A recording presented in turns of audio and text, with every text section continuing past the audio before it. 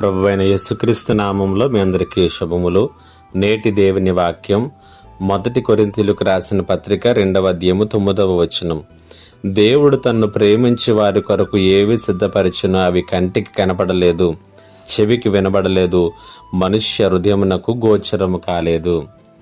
దేవుడు తన బిడ్డల కోసం సిద్ధం చేసేటటువంటి వాటిని గురించి పౌలు ఇక్కడ మాట్లాడుతూ అవి మానవ మనస్సులు పూర్తిగా ఎప్పటికీ కూడా గ్రహించలేవని, మానవ కన్నులు ఎప్పటికీ వాటిని చూడలేవని, మానవ చెవులకి ఆ ప్రణాళికలు ఎప్పటికీ కూడా వినబడవనేటువంటి సంగతిని ఆయన తెలియచేస్తున్నాడు. అందుకనే అనేక సందర్భాల్లో మనుషులముగా మనము చిన్న చిన్న కలలు కంటాం, చిన్న చిన్న ఉద్దేశాలను కలిగి ఉంటాం. కానీ దేవుడు గొప్పగా ఆలోచన చేస్తాడు.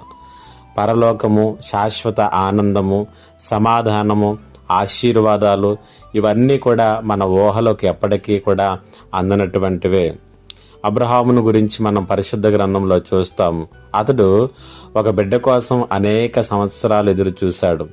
మానవ దృష్టికోణంలో మనం ఆలోచన చేస్తే అది అసాధ్యమే అనిపిస్తుంది. కానీ దేవుడు సరైనటువంటి సమయంలో ఆయన వాగ్దానం చేసినటువంటి వాగ్దానాన్ని ఆయన నెరవేర్చాడు. ఒక బిడ్డ ఒక ఆట వస్తువు కావాలని ఎంతో పేచీ పెట్టాడు. కానీ ఆ తండ్రి దానికంటే ఉత్తమమైనటువంటి దాన్ని కొనివ్వటానికి ఆలోచన చేసి ఇది వద్దు అన్నాడు. దానికి పోగొట్టుకున్నటువంటి ఆ కుమారుడు ఏడవటం మొదలు పెట్టాడు. కానీ ఆ కుమారునికి తెలియకుండా దానికంటే ఉన్నతమైనటువంటి దానిని ఆ తండ్రి తీసుకుని వచ్చి కుమారుడి చేతుల్లో పెట్టాడు. కొన్నిసార్లు దేవుడు కూడా మన కోసం ఇంకా శ్రేష్టమైనటువంటి దాన్ని సిద్ధం చేస్తూ ఉన్నప్పుడు మనం కోల్పోయిన దాని మీద ఆ చిన్న పిల్లవాడిలాగా దృష్టి పెడుతూ ఉంటాం.